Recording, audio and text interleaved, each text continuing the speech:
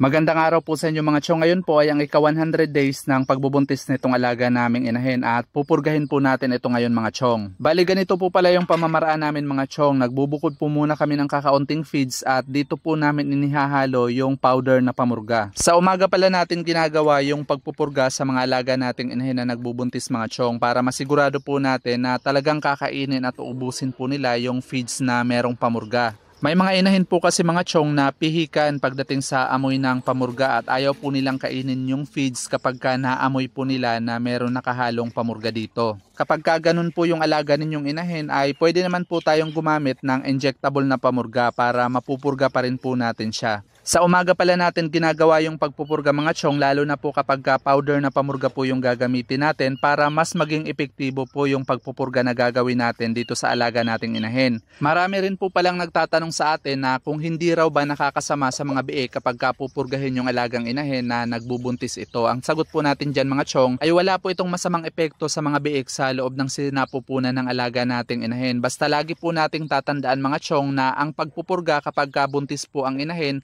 ay ginagawa lamang kapag 100 to 105 days na po ang pagbubuntis nito. Dahil sa mga panahon na ito mga chong ay malalakas na po yung biik sa loob ng sinapupunan ng alaga nating inahin, kaya naman hindi na po sila maapektuhan ng pamurga na ibibigay natin sa mama pig nila. At meron rin pong mga nagtatanong sa atin mga chong kung kailangan daw po ba talagang purgahin yung alagang inahin kapag nagbubuntis ito. At ang sagot natin dyan mga chong ay yes po, bali kailangan po talaga natin silang purgahin bago pa man po sila manganak, at napakahalaga po na mapurga po natin sila dahil isipin na lang po natin mga chong, mahigit 3 buwan po yung alaga nating inahin mula nang na-breed natin sila nang hindi po natin sila napupurga. Kaya naman siguradong marami na pong mga parasites ang naipon sa kanyang tiyan. Kaya kapag hindi po natin ito pinurga mga chong ay maipapasa niya po ito kagad doon sa mga biik na ipapanganak niya. At yun po yung iniiwasan natin dahil maaari po itong maging dahilan ng pagkabansot ng mga biik na ipinanganak ng alaga nating inahin. Kaya naman napakahalaga po talaga ng pagpupurga